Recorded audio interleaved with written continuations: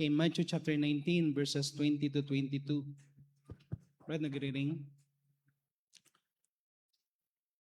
Okay, pwede tayong tumayo. Basahin lang natin yung part ng passage about the rich young man.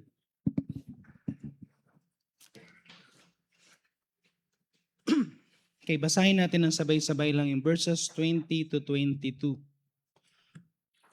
Okay, nandiyan na kayo lahat, amen? Okay, kung may Bible kayo, buksan niyo yung Bible niyo, amen? Kung wala naman, meron tayo dyan sa screen. But maganda pa rin na meron tayong personal Bible, amen? Okay? Nakakaya sa Panginoon, lahat tayo may cellphone, pero hindi lahat may Bible. So ano mas mahalaga? No? Kaya maganda na doon sa mga nakakuha ng may sarili na kayong Bible, yung nakatapos ng basic, amen? Okay. Kapag meron kayong regalo ngayon at financial blessing, the first dapat na nasa list ninyo is to buy your own Bible. Hindi cellphone. Bible muna. No Bible, no cellphone. Amen? Okay, verse 20 to 21, 22. Nandiyan na kayo last, amen? Okay, basahin natin na may paggalang, may pagrespeto, may pag-ibig sa Panginoon, nakikinig, maigi. Amen? Do not just read it mechanically. Do not just read it mechanically. Do not talk kapag nagbabasa tayo ng Bible. Amen? Okay, basahin natin ng sabay-sabay. Ready, go? The young man saith unto him, All these things have I kept from my youth up. What lack I yet? Jesus said unto him, If thou wilt be perfect, go and sell that thou hast, and give to the poor, and thou shalt have treasure in heaven, and come and follow me. But when the young man heard that saying, he went away sorrowful, for he had a great possessions. The young man said, All these things have I kept from my youth up. What lack I yet? Pwede natin sabihin, Lord, I'm faithful in the church. Ano pa bang kulang? Lord, I'm giving to mission. Ano pa bang kulang? Lord, I'm playing instruments sa church. Ano pa bang kulang? I have ministry in the church. Ano pa bang kulang?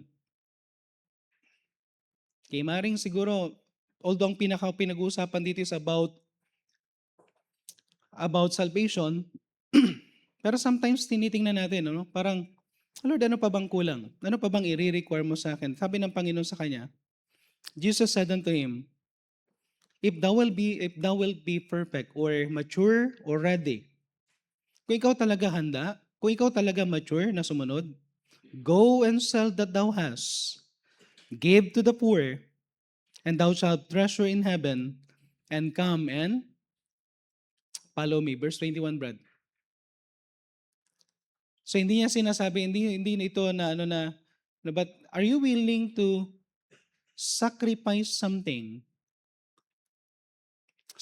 na nakakahinder sa pagsunod mo sa Panginoon wholeheartedly? Dahil sabi dito, come and follow me. At nakakalungkot sa verse 22, but when the young man heard what that's saying, he went away sorrowful. Why? Not because he had great possessions. Hindi dahil marami siyang pag-aari. Hindi dahil sa kayamanan na meron siya. Hindi dahil sa mga bagay na, pinakita lang dito ng sinabi, for he had great possessions. Sa talata na to, para bang sinasabi, hindi ko kayang iwan ang bagay na to para sa iyo, Panginoon. Hindi ikaw ang una sa buhay ko. Hindi ko pwedeng ipagpalit yung mga bagay na gusto ko.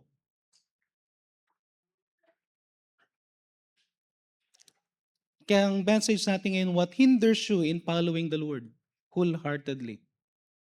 What hinders you, lagyan nyo nga ng wholeheartedly yan. What hinders you in the Lord or in following the Lord wholeheartedly? Anong naghihinder sa'yo? Ano yung bagay na sinasabi ng Panginoon sa'yo na ibigay mo sa Kanya? At itetest ka ng Panginoon kung kaya mong ibigay, kaya mong ipagkatiwala, or sasabihin mo, Lord, pasensya na. Sabihin mo na lahat, gawin ko na lahat, wag lang to. Then ibig sabihin, hindi mo talaga mahal ang Panginoon and you are not willing and ready to obey. Ulitin ko, hindi masama yung great possession na meron siyang, problema niya is hindi niya kayang mailagay sa first place ang Panginoon dahil ang first place sa buhay niya, hindi Panginoon. Amen? So tayo po muli manalangin. Diyos Ama sa langit, muli po Panginoon, kami pong muli ay dumudulog sa inyong trono. Samahan niyo pong muli kami, Panginoon, sa mensahe namin mapapakinggan. Dalayan ko po na ito po ay tunay na mangusap po sa amin. At makita namin, Panginoon, ang bagay na nais pong iparating sa bawat isa sa amin. Dalayan ko po, Panginoon, sa pagsa-celebrate ng mga season na ganito. Lord God, ito po ang dapat nakasentro, Panginoon, sa iyo lahat. Dapat kami ay nakatingin sa iyo lahat, Panginoon. But forgive us, Panginoon, kapag may mga times na mas nakatingin kami sa mga bagay na iba, hindi sa iyo, Panginoon. If we are not ready, if we are not mature enough to obey you, para unahin ka, Panginoon. Tulungan niyo po kami na makita namin back kung ano yung mga things that hinders us, things na ginagawa ng devil, at things na pangako niyo po, Panginoon, if we will just obey you wholeheartedly. Pero po aming sa madalangin, sa pangalan ng Panginoon Jesus. Amen.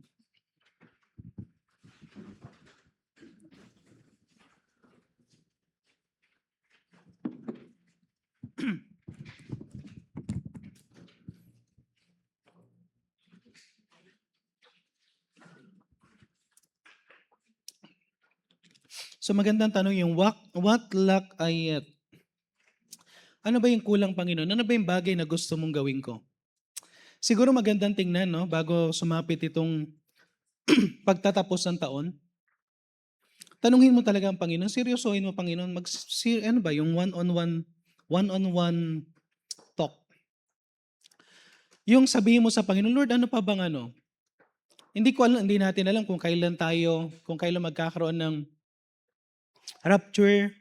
Hindi natin alam kung hanggang kailan ang buhay natin. At hindi natin namamalayan na may mga tao tayong hindi napapansin na pwede nating na-influensyahan ng mali if we are not really following the Lord. Listen, si Satan pinakamagaling. Ang pinakamagaling ni Satan ganito. Hindi niya totally ibibigay sa atin yung isang bagay na evil, kundi ang pinaka-ibibigay niya sa atin yung konting evil. Konti lang, konti. Dahil nagsisimulang lahat sa konti. Okay? Siguro kung may mga demonyo na ipapadala ang ang diablo, hindi niya kagad ipapadala sa iyo yung pinaka-demonyo.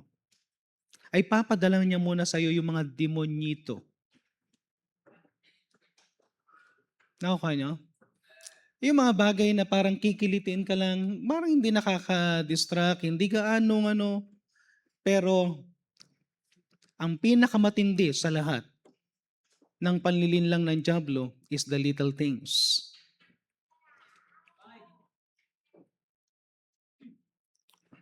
Amen?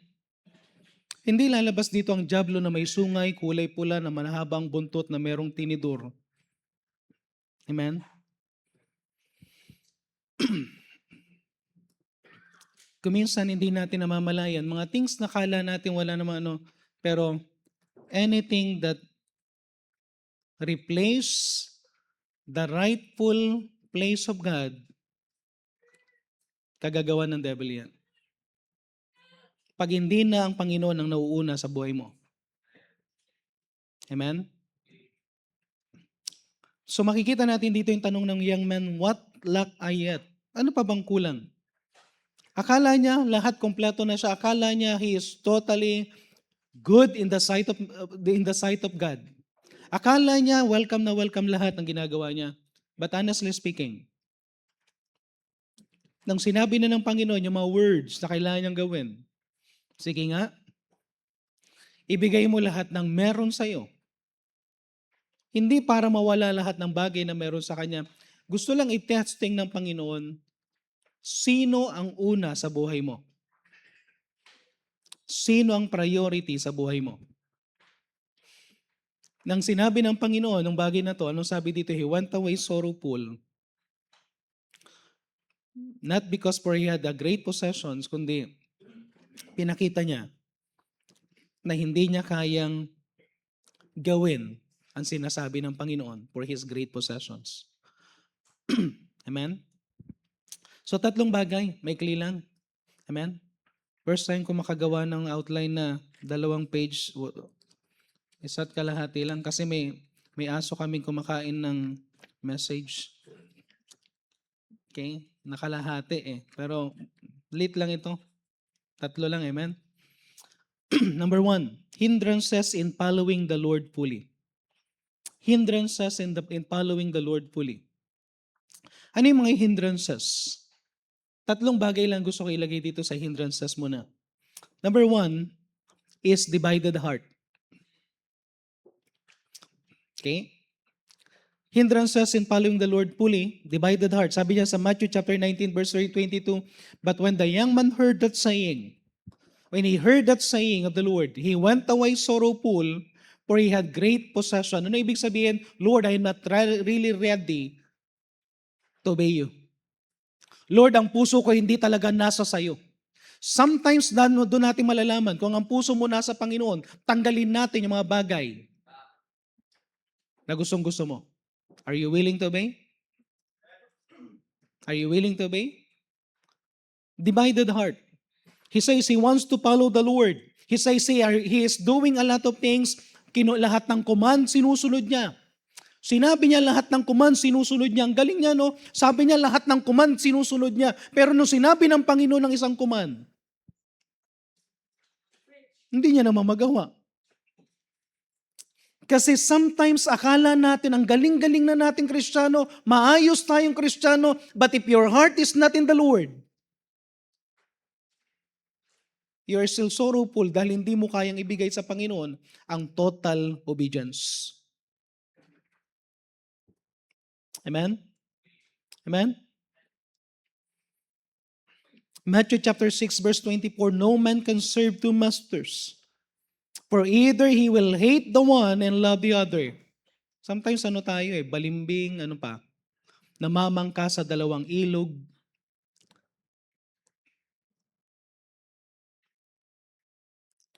You cannot serve two masters. Either you will hate the one or love the other.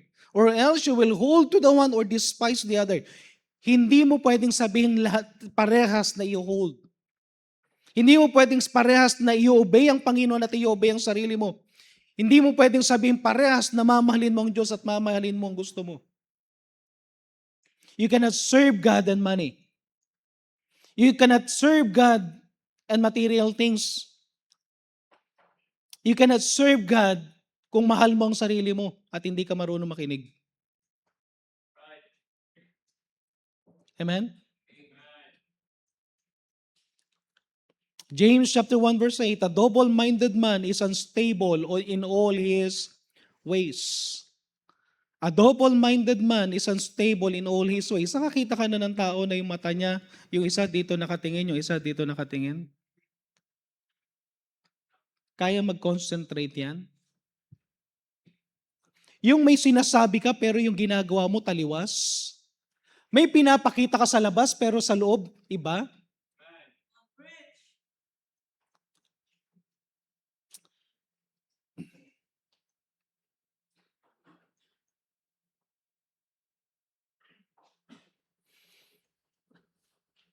Sometimes, sa pag-ibig natin sa Panginoon, hindi mo pwedeng sabihin sa Panginoon, sana 2 puso ko, Panginoon. Yung isang puso ko para sa iyo, yung isang puso ko para sa mundo. Malalaman mo kung saan ang puso mo. Pag may ni-require sa iyo ang Panginoon, are you really willing to obey? Dahil Kahit anong gawin mong pandaraya, kapag hindi wholehearted ang pagsunod mo sa Panginoon at pag-ibig mo sa Panginoon, may kahati yan. Hindi ka totally nag-obey sa Panginoon. Many Christians, they want the blessing of the Lord. They desire the blessing of the Lord. They pray for the blessing of the Lord. But they want to control their own life. Gusto nilang i-bless sila ng Panginoon, pero sasabihin nila, Panginoon, gusto ko ng blessing mo, pero wag mo akong pakikialaman.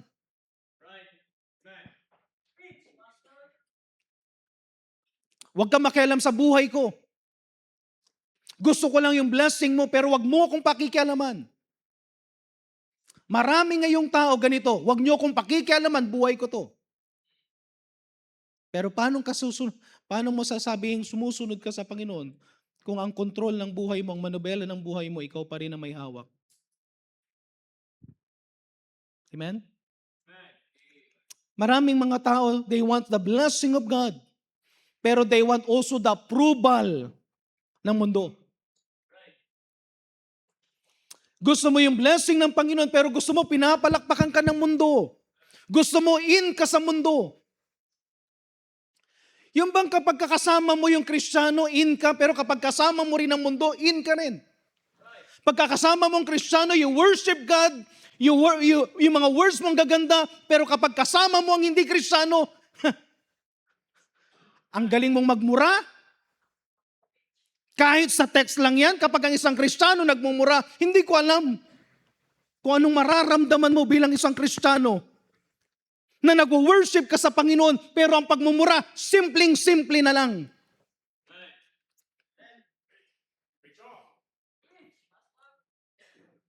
At kapag tinext din sa iyo yun, tinanggap mo lang yun at hindi ka nag-reprove, hindi ka nag-rebuke. Anong klaseng mga Kristiyano kapag hindi kayo nagre-rebukean sa bawat isa?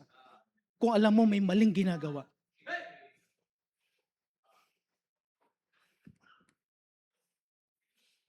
We are worshiping God. Ang ganda ng kanta mo dito sa pulpito na to.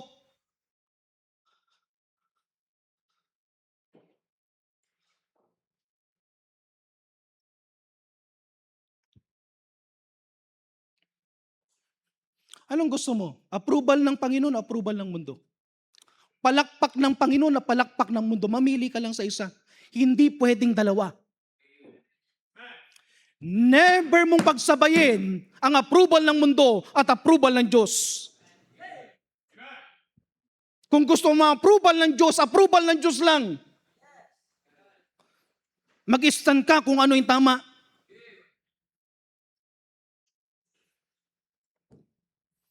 You want God's blessing. Pero gusto mo yung comfort ng mundo. Gusto mo yung pleasures ng mundo. Parang, Lord, gusto kong i-bless mo ko, Lord.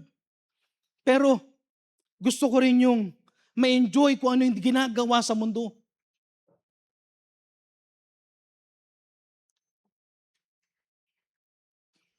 Hindi pwedeng dalawa. Hindi pwedeng divided ang heart kapag may gagawin ka sa Panginoon. Wag kang mandaya sa sarili mo. You will not get the approval of God kahit anong gawin mo. Kung nasa isipan mo ang approval ng mundo. You cannot get yung pleasure na mula sa Panginoon kung ang gusto mo yung pleasure na galing sa mundo.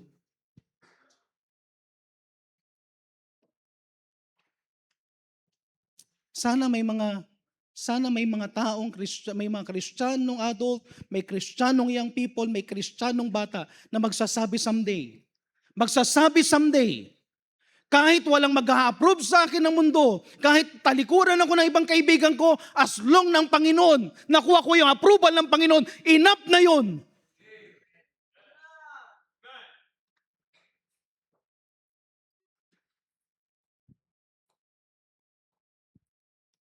Divided heart. Second, attachment to the things that replace God's rightful place in your heart. Ano yung mga bagay na nilagay mo na dyan sa heart mo na una at hindi na ang Panginoon? Again, sabi ko nga, the issue is not the wealth. The issue is not the great possessions that he have. The issue is who is the rightful owner nung first place sa kanyang heart? Is it God or his possession? Is it God or his enjoyment? Is it God o tao? Is it God o material things? 1 John chapter 2 verse 15, love not the world. Love not the world. Love not the world, neither the things that are in the world. If any man love the world, basahin nyo nga yung sumunod. If any man love the world, the love of the Father is not in him.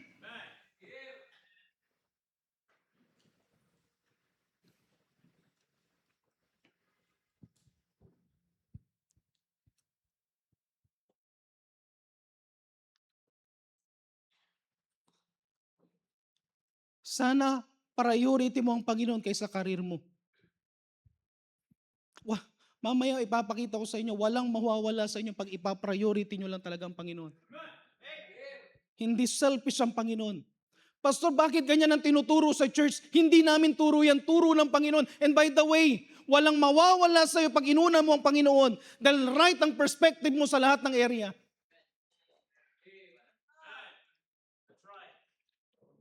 Ang problema lang natin kuminsan, inuuna natin ang mga bagay ng mundo kaysa sa Panginoon na nakakalimutan natin, yan lang naman ang gusto ni Satanas. Yan lang naman ang gusto ng devil. As long na hindi mo unahin ang Panginoon, kahit ano pwede mong gawin. Kahit maging faithful ka sa church, kahit magkaroon ka ng service sa church, kahit anong ginagawa mo sa church, napaka-busy mo sa church, as long na hindi number one ang Panginoon, sapat na yan kay Satan.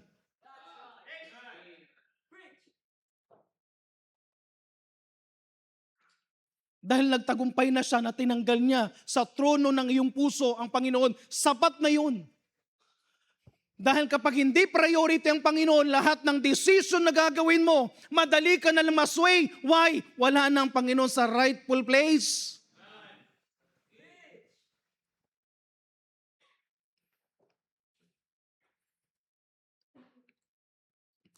Sana unahin mo ang Panginoon kaysa sa personal freedom. Sometimes, may personal freedom ka pero wala ka na integrity sa buhay mo. May personal freedom ka pero hindi ka na sasabihin na ng Panginoon sa iyo, hindi na kita kilala.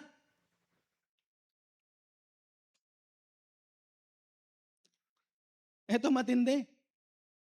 Even sa ating mga workers. Entertainment, social media, comfort zone. Inuuna natin without observance of holiness. Ang daling mapatingin sa cellphone. By the way, sa ating mga parents, from time to time, tingnan natin ang cellphone ng anak natin. From time to time, tingnan nyo ang messenger. From time to time, tingnan nyo ang Instagram. From time to time, tingnan nyo lahat ng social media nila.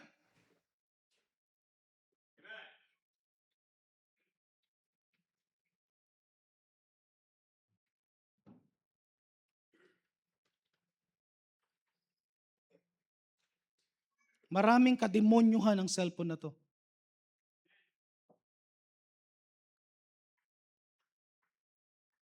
Maraming kademonyuhan ang cellphone na yan. Kung hindi mo alam gamitin,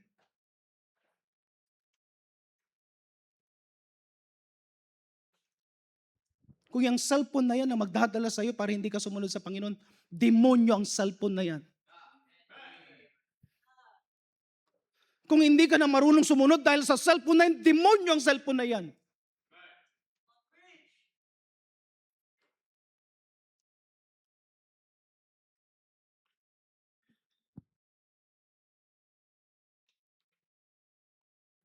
Tingnan nyo ang buhay nyo sa mga social media ninyo.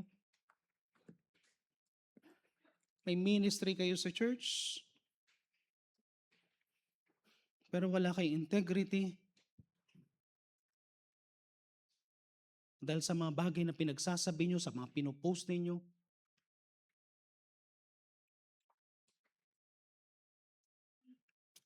Sometimes, anong ginagawa natin na priority natin bago sa Panginoon? Relationship. Pakilagay nga yan, relationship. Relationship without honesty and without proper priority.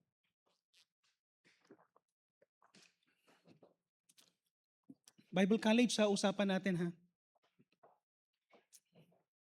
At hindi ko babaguhin to ha. Hanggat hindi nagtapos ang pag-aaral, walang ligawan. Seryoso ako dito. Tanggal kayo sa Bible College.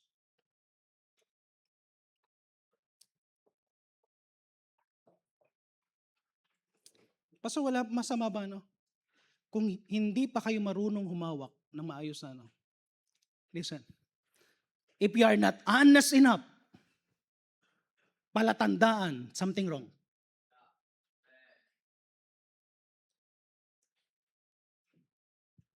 And by the way, young people, walang magtatakipan. I-rebuke ninyo kung kailangan i-rebuke. Anong klaseng young people kayo na nagsumasamba sa Diyos, tapos kayo mismo hindi kayo magre-rebuke? Hindi nyo pinapaalam sa rightful authority?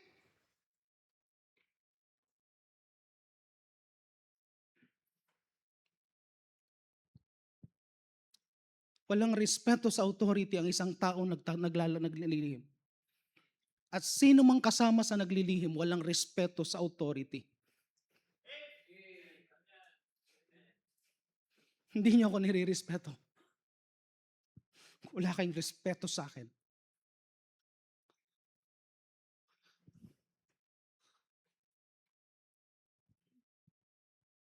Wala kayong respeto. Kapag naglilihim kayo at hindi kayo marunong maging honest. Hihintayin nyo ba na may mangyari pa? Pastor, sometimes masyado ka exaggerated yata. Mga simpleng bagay lang in-exaggerate mo. Kailan ako mag-exaggerate kapag merong nangyaring mas matindi? Kailan ako mag-exaggerate kapag may nangyari na sa inyo? Mas maganda mag-exaggerate, maliit pa lang. Demonyito pa lang.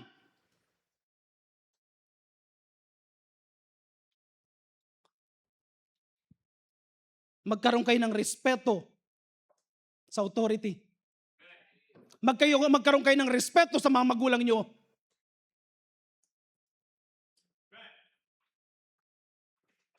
Tayo mga adult, ayusin din natin ang buhay natin.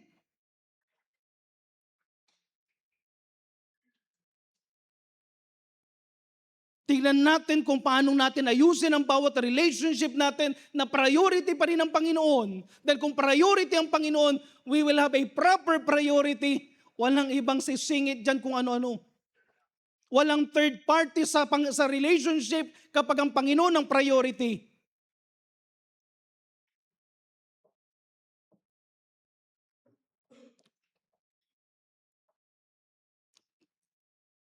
Another thing na nag-hinder sa atin is the fear of sacrifice for the Lord. Akala hindi sacrifice ito na yung binibigay na pera. Matthew chapter 19 verse 21 sabi ng Panginoon, Jesus said unto him, if thou wilt be perfect, go and sell, for thou hast and give to the poor, and thou shalt have treasure in heaven, and come and follow me. Ang problem natin kuminsan, ito yung problema natin madalas. We are not following the Lord because the fear of missing something sa buhay natin. Piling natin may pinagkakait sa atin.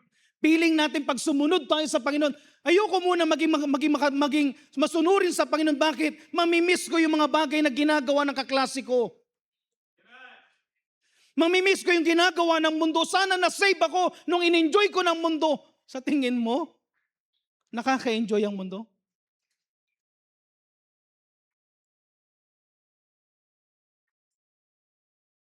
Hindi nakaka-enjoy ang mundo.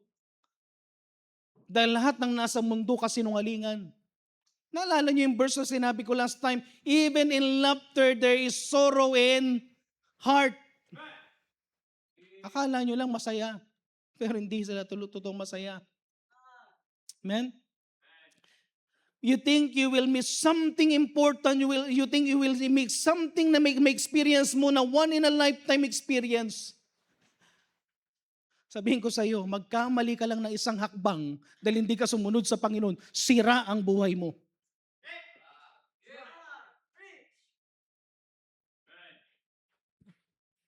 Magkamali ka lang, nag-enjoy ka sa mundo, sige lang. Sinabi ko na minsan, kung maglalakad ako, hindi ako lalakad dun sa boundary. Kasi pag lalakad ako sa boundary, pwede ako mahulog anytime. Mas magandang lumakad sa safe place.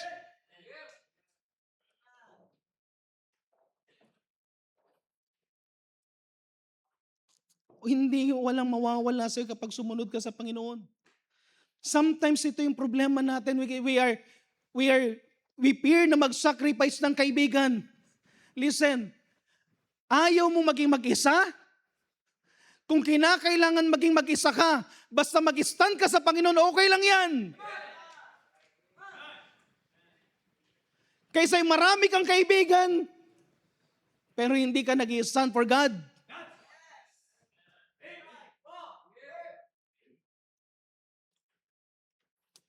By the way, kayo mga kababayan, pag may nanligaw sa inyong Bible college, alam niyo yung rule?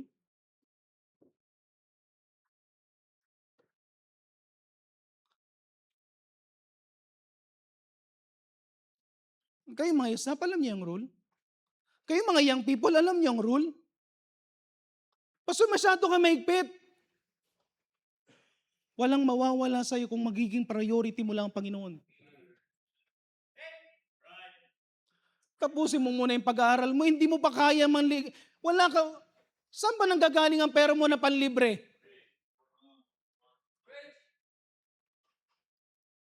Hindi ka nga makabili ng diaper?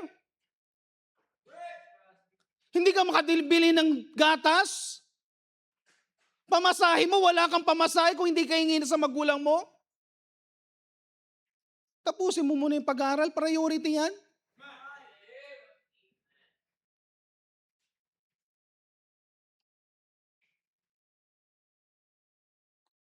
Ito ang problema rin kuminsan, the fear of rejecting. Hindi mo masacrifice yung mga bagay na tuway because you fear to be alone, you fear to be rejected. Ano isang bagay na sinasabi mo sa Panginoon? Mas importante ang isang tao sa buhay mo. And by the way, pag inuna mo ang tao, pwedeng kunin sa'yo ng Panginoon sa isang iglap yung tao.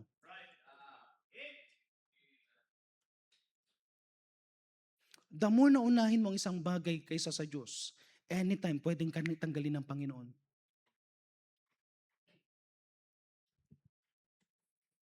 Proverbs chapter 4 verse 25 to 27. Let thine eyes look right on. Let thine eyelids look straight before thee. Tingin ka lang sa straight lang. Ponder the path of thy feet. Pag-aralan mo lahat ng ginagawa mo. And let all thy ways be established. Anong sabi sa Bible? Turn not to the right hand, nor to the left. Remove thy foot from evil. Pwede ako merong request sa music ministry? Pwede bang palagi natin ipakanta yung do right? Pwede ba may masama ba dun sa do right na ano? Wala naman. Pwede bang maging congregational singing yan? One of the theme song ng church. One of the theme song ng church na gusto kong palaging kinakanta, na palaging mamumutawi sa bibig nyo, para palagi nyong maalala na gawin pa rin ang tama kahit anong mangyari.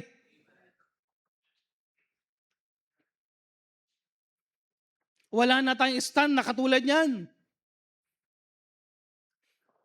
Wala na tayong stand na kapag nakita mo na mayroon ng mga bagay na hindi nangyayari maganda, madali ka na mag-sway.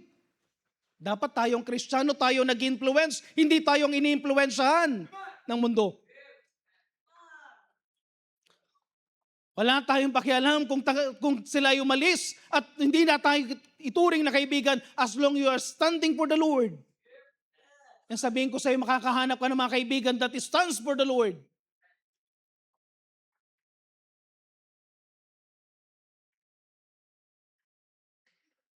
Gawin natin ano yan. Isulat niyo yung lyrics na yan, yung chorus na yan sa school, sa office, sa home, in any place, para ipaalala sa'yo, wala na akong ibang gagawin but to do what is right in the Lord. Whatever it costs. Malugi man, gagawin ko pa rin yung tama. Mawalan man, gagawin ko pa rin yung tama. Hindi man ako pansinin ng mga tao, gagawin ko pa rin yung tama. Amen? Number 2.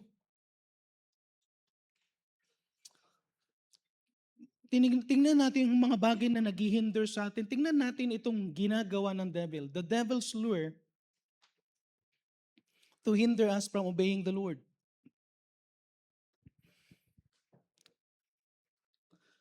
Tandaan niyo to, God calls us to obey because He loves us. Pag sinasabi ng Panginoon, sumunod ka sa akin for one reason. Bakit gusto ng Panginoon na sumunod ka sa Kanya? Because first, He loves you. And second, He knows the best for you. Ang hirap bang sundin ng Panginoon? Ang hirap bang sundin ng Panginoon samantalang ang Panginoon ang talagang nagkikare sa atin, ang nakakaalam ng best para sa atin, tapos ayaw nating sumunod. Amen? The devil's goal is not always to make us openly rebel. Alam mo yung hindi lantarang, pakaano nga lang Brad? Hindi lantarang pagre-rebelde. Hindi naman yung, alam nyo, ang devil ngayon mautak siya. Dahil alam niya yung itsura ng nagre-rebelde, yung talagang openly rebellious. Pero ang gagawin niya sa'yo, konti lang, konting pagre-rebelde lang, konting pagsisinungaling lang, konting paglilihim lang. Dahil ang gusto ni Satan to slow you down, distract you in little things, deceive you, so that you will not totally obey God. Yan lang ang pinakagusto ni Satan. Very simple lang. Very simple lang ang strategy ng Diablo. The devil will not directly say that God is lying. Sa totoo lang, siya naman yung sinungaling. Pero sa totoo lang itong gagawin ng devil, the devil will lure us to water down God's word in your life. Ito yung sinasabi ko kanina. Na kapag nagbabasa tayo ng Bible, ang ganda ng basa natin ng Bible. Ang ganda ng quote natin sa Bible, ang ganda ng mga verses na even yung mga hymns natin ay galing sa karamihan, galing sa salita ng Diyos. Pero tandaan nyo ito, ang gagawin ng Diablo, pabababawi niya yan. To the point na mawawalan ka ng respeto sa salita ng Diyos. Genesis chapter 3 verse 4 to 5, anong sabi ng serpent? And the serpent said unto the woman, You shall not surely die. Hindi naman ganun. Alam niyo, ito lang yung mga salita na Hindi naman siguro magagalit si pastor kung ganito lang gagawin natin. Hindi naman siguro masama at hindi magagalit ang magulang natin kung ganito lang kalit ang gagawin natin. Hindi naman siguro mahahalata kung gagawin natin yung ganitong kaliit lang. Wala namang masama siguro kung parang naglalagay ka ng mga malilit na bagay. Pero si Satan nagsisimula, sasabihin niya, hindi naman talaga. Para i-doubt mo yung salita ng Diyos. And by the way, shame on us. Dahil kung hindi ka nga nakikinig sa preaching, paano mo pa talaga kiintindihin?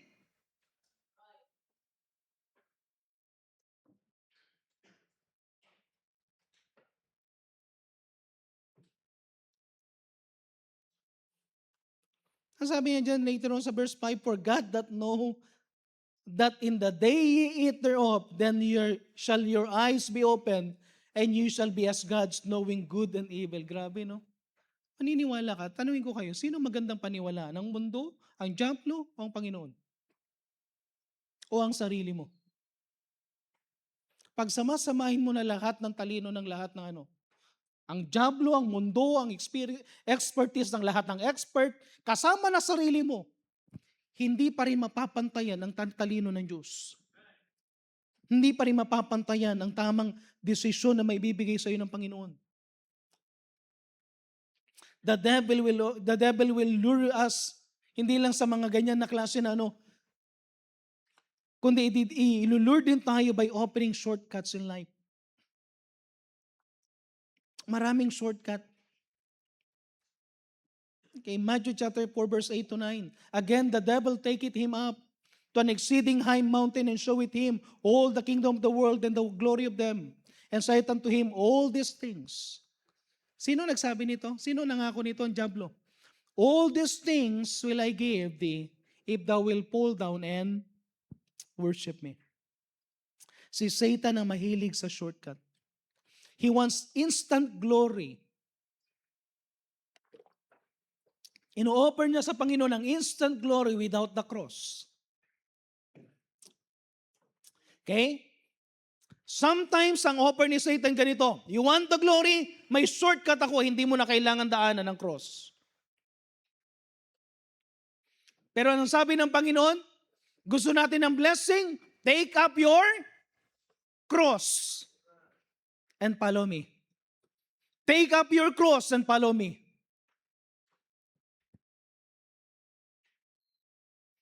Walang shortcut dapat.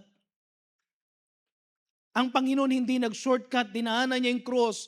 As a believer, we need to take up our cross. Sometimes we have success, but we forgot na meron tayong success, but without integrity. Successful ka nga, pero wala namang respeto sa iyong tao, wala ka integrity, kahit successful ka, useless. Sometimes you have pleasure, but without commitment. Meron tayong blessing, but without obedience. Reward, but without sacrifice. Sometimes mga bagay na, Lord, gusto ko to, pero ayaw ko yung mga binibigay mo Pag hindi ka sumunod sa Panginoon, tandaan nyo to. Kung hindi ka susunod sa Panginoon to take up your cross, then ang shortcut, kanino galing? Kanino galing ang shortcut? The devil. Instant boyfriend? Instant girlfriend? Ha? Instant money? Instant reward? Kapag walang cross,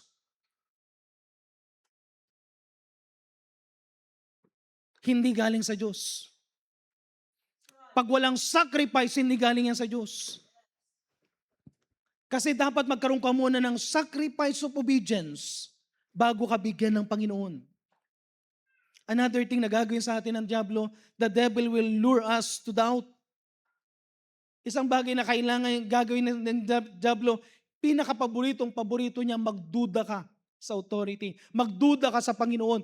Genesis chapter 3 verse 1. Now the serpent was more subtle than any beast of the field, which the Lord God hath made. And he said unto the woman, Yea, hath God said? Sinabi ba talaga ng Diyos? Nakita niyo kung gaano ka-tricky si Satan?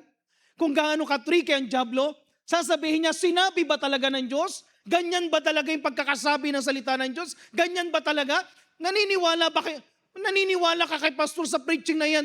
Hindi naman ganyan talaga yung pagkakasabi. Sige lang. Kung mas matalino ka sa Panginoon, hayaan mo ang diablo na magkabigay sa iyo ng duda. Once na nagkaroon ka ng duda, first you will doubt the Word of God.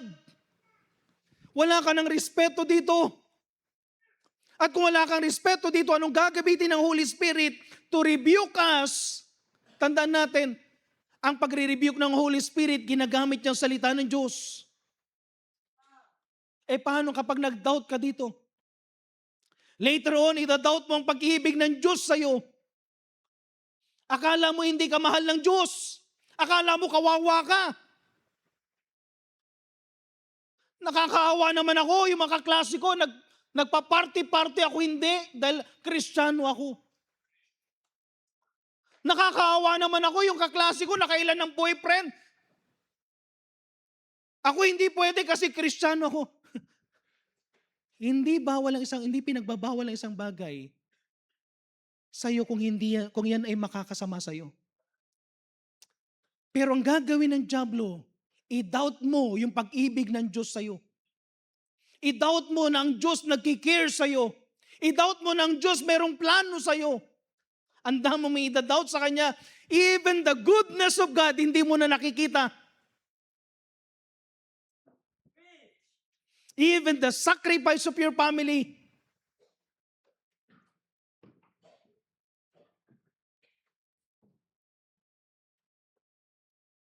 Jeremiah chapter 29 verse 11. For I know the thoughts that I think toward you, saith the Lord. Thought of peace and not of evil at you, to give you an expected end. Alam niyo ang Panginoon. Ako isang bagay na i-thank God sa pagka meron tayong. Ako nagpapasalamat sa Panginoon na kung tunay tayong Kristiyano, yung papaluin tayo kahit maliit pa lang. Yung ikukorek tayo kahit maliit pa lang. Kahit simple pa lang. Pastor, masyado ka exaggerated sa mga mo eh. Walang maliit, walang malaking kasalanan. At mas magandang ma-rebuke, makorek habang maliit.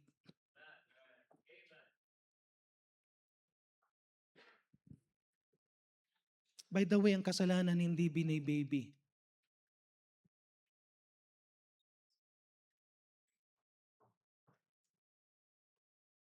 Amen? And last, alam ko ito yung favorite point ninyo eh. Last point. Okay? Number 3, the Lord's promises for those who obey Him wholeheartedly. Gusto ko na ipakita itong number 3, ito yung pinakalas. Nang gumawa ako ng message na to, first time kong gumawa ng message na nagsimula ako sa baba. Pataas. Usually pag gumagawa ka ng message, nagsisimula ka sa number 1, number 2, number 3. Nang ginawa ko tong message, honestly, nagsimula ako sa number 3. Sumunod yung number 2. Ang last yung number 1. Alam niyo kung bakit? Gusto kong bumalik dito sa bagay na to. You might forget everything na sinabi ko sa point 1 and 2, but do not forget this last point. Do not forget this last point. May clean lang yung mga point na to, puro verses lang ito. Pero sabihin ko sa inyo, tingnan niyo ang Panginoon. Ano ang promise niya if you will just obey Him wholeheartedly? Mark chapter 8 verse 35. Puro verses lang ito. For whosoever shall save his life shall? Sige. Pag-ukulan mo ng pansin, mag-concentrate ka sa buhay mo. Huwakan mong maigi yan. Huwag mong pakawalan yan. Huwag mong ibigay yan sa Panginoon. You will lose it. Kahit anong gawin mo. Anything na hahawakan ng kamay na to, kahit gaano kahigpit, you will lose it. Pero nung sabi ng Panginoon, but whosoever shall lose his life for my sake, and the gospels, the same shall save it. Alam yung pinakano natin dito? Brother Maning, lika rito sa taas. Halimbawa, ikaw ang Diyos. Mukha ka namang mas banal eh. Halimbawa, ito yung bagay na iniingatan ko. The more na hihahawakan ko to, the more na gusto kong ingatan ito anong gagawin ng Diyos, gagawa lang ng Diyos ng simpleng bagay lang. Once na may ginawa ang Panginoon, mabibitawan mo yan kahit anong gawin mo. Kahit hanapin mo yan, mawawala sa yan. Kasi hindi mo pinaingat sa pinaka marunong mag-ingat. Alam niyo ibig sabihin ng, but whosoever shall lose his life for my sake, and the gospel the same shall save it. Tumingin kayo dito. Huwag kayong nakayuko, tumingin kayo dito sa illustration. Alam niyo pinaka sinasabing, whosoever shall lose his life, ganito lang, simple lang. Tanggalin mo sa kamay mo, ibigay mo sa Panginoon. Pag tinanggal mo sa kamay mo ang isang bagay, binigay mo sa Panginoon. Yung sinasabi, but whosoever shall lose, wala na sa kamay ko. For the sake of the Lord, for the sake of the gospel shall save it. Dahil anong nangyari? Hindi naman talaga nawala. Anong nangyari? Binigay ko sa Diyos na kayang mag-ingat ng lahat ng bagay. Hindi ko kayang ingatan ng lahat ng bagay. Pero once na binigay ko na sa Panginoon, wala na akong iniisip. Anong gagawin ko na lang, Lord? Ikaw naman na nag-iingat sa lahat ng bagay na meron ako. Ikaw naman na magbibigay sa akin someday niyan. Anong gagawin ko? Wala na akong nasa kamay. Kayang-kaya ko nang mag-serve wholeheartedly sa Panginoon dahil naibigay ko na sa Kanya yung dapat kong ibigay. At alam ko na hindi yun mawawala dahil siya ang nagkikip. Nakukuha nyo? And huwag mo nang babawiin pag binigay mo na sa Panginoon. Panginoon, sa'yo na yan. Okay? Pwede na po kayong umupo sa ano. Okay? Matthew 6:33. But seek ye first the kingdom of God and His righteousness. Pag inuunang mo ang Panginoon, imagine mo to gumawa ka ng decision based on God's word. Gumawa ka ng decision for the Lord. Anong tendency niya? All these things. At hindi lang all these things. All the best things. Yung pinaka-best ang ibibigay niya sa iyo shall be added unto you. Grabe ang Panginoon, ano? Ngayon tanungin ko kayo, selfish ba ang Panginoon? May mawawala ba sa iyo pag sinasabi mong, Panginoon, unahin mo ang Panginoon? Pag sinabi mo yan sa mundo, grabe naman yan. Napaka-selfish ng church ninyo. Palaging unahin dapat ang Panginoon. Unahin siya palagi. Hindi nawawala kapag inuna natin ang Panginoon. Because every time na inuuna natin ang Panginoon, He will keep yung bagay na binigay mo sa Kanya. At kapag inuna mo siya, kung anong pinaka-best, kaya niya pang ibigay as an additional. Hindi mo kailangan pilitin ng Panginoon na ibigay sa iyong best. Ibibigay niya sa iyong best. John chapter 12 verse 24. Gandang illustration din ito. Verily, verily, I say unto you, except a corn of wheat fall into the ground and die. Anong kailangan mong gawin dun sa buto? Anong kailangan mong gawin dun sa buto? Kainin mo kagad? I-enjoy mo kagad? Huwag mo munang i-enjoy. Kasi pag in-enjoy mo, iisang butil lang yan. Amen? So anong gawin mo? Ipagkatiwala mo sa Panginoon, hayaan mong mamatay, ilibing sa lupa. Pag sinabing ilibing, tinanim niya lang yan, it abideth alone, but if it die, it bring it forth much fruit. Tanungin ko kayo, may nawala ba sa iyo pag sumunod ka sa Panginoon? Sa mga verses na yan, may nawala ba sa inyo kung uunahin nyo siya? Sa mga verses na yan, may mga bagay, lugi ka ba? Lugi ka ba kapag sumunod ka sa Panginoon? Lugi ka kapag hindi ka sumunod. Kasi si Satan, ang galing ni Satan, magbibigay siya sa iyo ng apple, pero made in China pala. No? Ibibigay niya sa iyo yung apple, ang ganda-ganda, kulay pulang-pula, napakakintab, napakalaki, ang ganda ng kutis, parang kutis ng, anong tawag dun sa apple na yun? Hindi, meron yung dati, yung mahal na apple dati, yung nakalimutan ko yung apple na yun. Adam's apple yata eh. Fuji ba yun? Hindi yung Fuji. Meron pa yung parang Washington yata, no? Washington apple yata yun. Ang ganda-ganda, no? Tapos hindi mo pa kinakagat dahil ang ganda-ganda, pero ang nagbigay sa'yo, ang diablo. I remember merong isang preaching, all Satan's apple ay merong worm.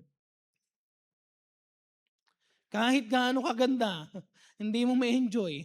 Sino sa iyo gustong kumain ng napakasarap, napakagandang apple? Pagbukas mo, ang ganda, ang lusog-lusog nung uod. Kumakaway-kaway pa sa iyo. Mas gusto ko pa yung hindi maganda yung nabas. No, naalala niyo yung isang klase ng yung isang apple na merong isang nagtanim ng apple na nandoon sa may bandang bundok, malamig at mahangin doon. Kaya yung mga apple merong mga bruises. Tapos nang nilagay niya yung apple, alam niya walang bibili dahil hindi maganda yung itsura ng apple, pero sinabi niya, pinakita niya doon, sinabi niya kung gaano kaano ang apple. Sabi niya, ang apple na to ay galing mismo sa bundok na ganito, malakas ang hangin, malamig yung temperature, kaya meron siya mga gasgas. Pero sabi niya, the best apple is yun doon sa malalamig at ganitong mga temperature. At nung kinain nga nila yun, akala nila ang pangit ng apple, pero nung kinain nila yun, the best apple na natikman nila. Akala niya hindi mabibenta yung apple na yun, pero kabaliktad, the following time, may sumulo sa kanya, meron ka pa bang apple na ganito? Dahil ang tunay na bagay na ibibigay ng Diyos, hindi makikita ang kagandahan sa labas, kundi doon sa loob. By the way, hindi mo naman kinakain yung apple dahil doon sa balat. Sino sa inyo kumakain ng saging? Ang ganda ng saging. Dilaw na dilaw. Tapos kakainin mo ba yung balat? Di ba ang kakainin natin yung loob? Wala naman tayong pakialam doon sa balat. And by the way, yung saging na ang daming batik-batik, yung halos parang ang dumi ng itsura na may mga batik-batik, yun pang pinakamasarap. Sometimes ang Diyos, kapag tinitingnan mo ang Diyos, akala mo napaka-harsh sa'yo ng Panginoon. Akala mo, to the point na magsisinungaling ka sa authority, to the point na magsisikreto ka, to the point na hindi ka sumusunod. Akala mo lang, para lang ma-experience sa isang bagay, pero si Satanas naman ang nagpapa-experience sa'yo. Si Satanas naman ang nagbibigay sa'yo, pero ibang-iba pa rin kapag ang Panginoon ang nagbigay. Amen? John chapter 4 verse 28. Ang sabi dito, the woman had, sabi dito, then left her water pot. Naalala niyo yung Samaritan woman? Nung nakilala niya ang Panginoon, anong ginawa niya? He left her water pot. Hindi nawala yung water pot dahil ang Panginoon na nagbantay. Hindi siya nawalan. Tandaan niyo to, anything na ipagkakatiwala mo sa Diyos, hindi nawawala yan. Iniingatan ng Diyos. Binibless ng Panginoon. Matthew 19 verse 29, last verse. And everyone that forsaketh houses, or brethren, or sister, or father, or mother, or wife, or children, or lands for my name's sake. Tiyakin ko lang to ha. Hindi ko sinasabing, Pastor, pwede palang maglayas ano? Ang tinutukoy natin dito, lahat ng mga binanggit na tao at kahit na sinong klase ng tao, kahit anumang bagay, pag sinabi mong hindi mo unahin for the Lord's name's sake, pag inuuna mo ang Panginoon, ibig sabihin dyan, gagawin ko to, ng priority ko ang Panginoon, ano sabi dyan? Shall receive 100-fold.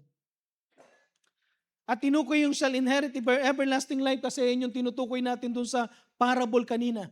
Nang sinasabi ng Panginoon, kung susunod ka lang, sinabi mo, nag-obey mo yung 10 Commandments, sige, tinignan ng Panginoon kung pipiliin niya ang Panginoon.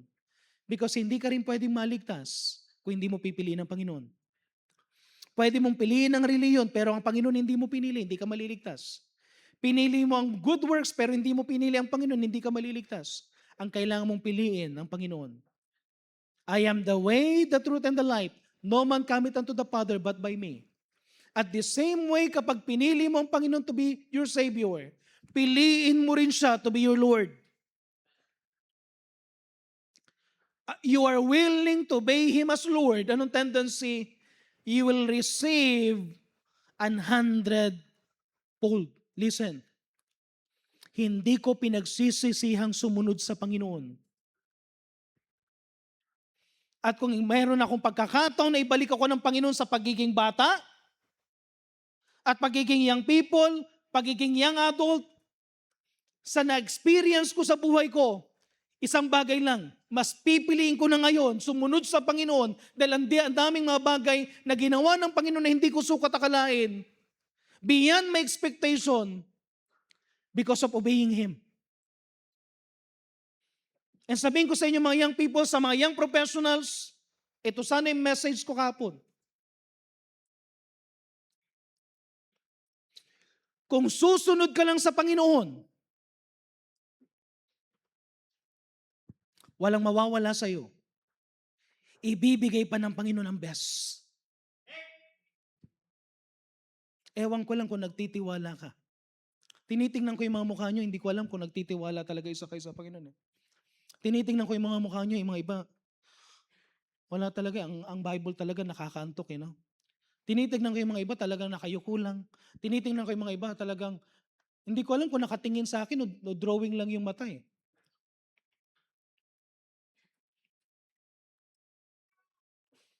O tinitingnan ko kung anong-ano, depende sa'yo. Pero isang bagay lang, kung uulitin ng Panginoon ang buhay ko, masarap pa rin. Ako, I thank God, at the age of 17, tinanggap ko ang Panginoon. At the age of 21, I surrender my life sa full-time ministry na hindi ko alam kung anong mangyayari. But kung hindi ako sumunod, wala yung mga bagay na binibigay ng Panginoon. Kailangan mong sumunod. Amen? Amen? Amen? Bilang conclusion, yung rich young ruler, he walked away sorrowful. He walked away sorrowful, yung young ruler. Not because the Lord Jesus Christ rejected him, but because he rejected to follow the Lord. Hindi ka nire-reject ng Diyos. Hindi ka tinutuldukan ng Diyos. Ang problema, tayo ang nagre-reject na sumunod. Sana wag mo siyang i-reject. Amen? Pwede tayong tumayo lahat. Karoon tayo ng invitation.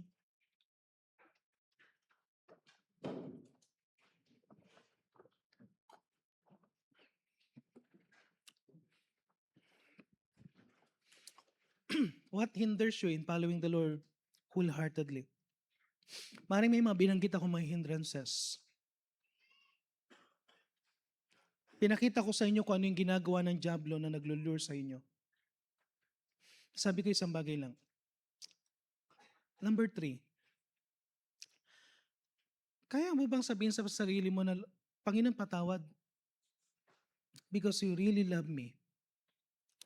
Patawad na pinagdudahan ko pag-ibig mo sa akin. Pinagdudahan ko yung goodness mo sa akin. Pinagdudahan ko yung guidance mo sa akin. Pinagdudahan ko yung direction mo sa akin. Na dahil sa pagdududa, hindi ko alam na ang devil na pala yung nagpupulpil ng gusto ko. And later on, mawawala ka. Masisira buhay mo kung hindi mo ayusin ngayon pa lang. Ulitin ko. Huwag mong sabihing maliit yung kasalanan. Huwag mong sabihing maliit lang yung mga bagay na ginagawa mo na na-influensyan ka ng mundo. Ginagawa mo na nililihim mo. Ginagawa mo na habang maliit. Mas maganda, seryosohin natin. Sabihin ko sa inyo to. Pag nasira ng buhay mo, kahit anong gawin mong balik, hindi mo na maibabalik kung ano mawawala sa'yo. Ang isang bagay, naalala yung ginawa ni Pastor, wala na akong tubig eh. Alala yung sinabi ni Pastor Mark Palmani, na binuhos niya yung tubig. Wala na yung tubig eh, pero kunwari na lang. Kasi babasahin ko tong pulpit eh. Pagka inano mo yung tubig, di ba? Pagka in-spill mo yung tubig, pag binuhos mo ang tubig, kaya mo pang ibalik? Pag natapon ng tubig, didilaan mo dito yung tubig para inumin? Hindi mo na makukuha. Once na naitapon mo na isang bagay, may mga bagay na pwede mo ma-recover, pero may mga bagay na hindi mo pwedeng ma-recover. At ang protection ng Panginoon is for you na hindi ka magkamali na baka may mawala sa'yo na hindi mo na kailanman ma-recover. Amen? So habang tumutugtog ang pianist, habang nakayuko ang ulo, nakipikit ang mata, hindi ko alam kung saan tayo kinausap ng Panginoon, but if God spoke to our heart, this is God's word. I know God's speaking.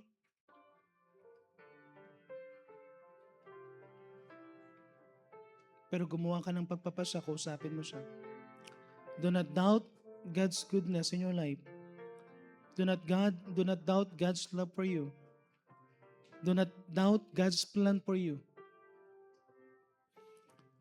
Never doubt ang pag-ibig ng Panginoon sa buhay mo. Sana magkaroon ka ng decision. This time, Lord, I will not doubt you.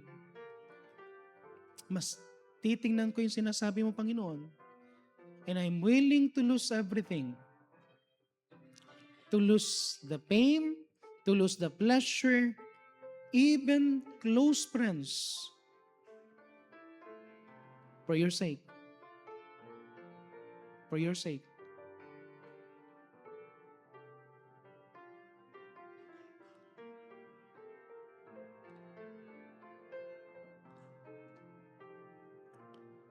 Seryosohin natin ang Panginoon. Itong season na to, sa mga Bible college students, sa mga intern, alam niyo yung reason bakit hindi ko kayo inaalaw na magkaroon ng bakasyon na napakahaba? Pasang masyado kang maigpit, ang ikli ng bakasyon. Kasi the more na mahaba ang bakasyon, sabihin ko sa inyo, church, pag-pray natin to. Ito lang meron akong request sa inyo. Marami akong dinil na problem. Alam niyo kung kailan nangyayari? Kung kailan nagsisimula at kung kailan nangyayari yung mga problem? During the time of vacation.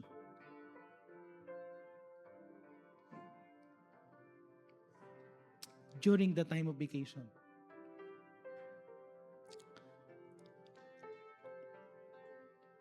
During the time na rin masyado tayong relax. During the time na pinagbibigyan mo lahat ng gusto mo. Maraming nangyayari. Maraming nangyayari. Okay? So let's pray.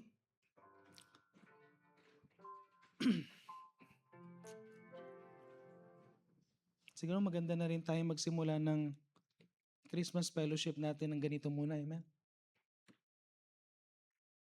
Kasi walang tunay na kasiyahan pag walang tunay na pagsunod.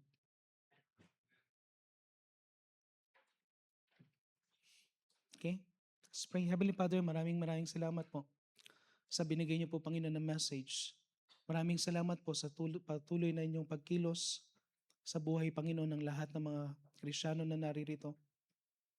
I-bless niyo po, Panginoon, ang bawat isa na naririto at sa bawat isa na kinausap niyo po at gumawa ng pagpapasya. Lord, I pray na tulungan niyo po sila, Panginoon.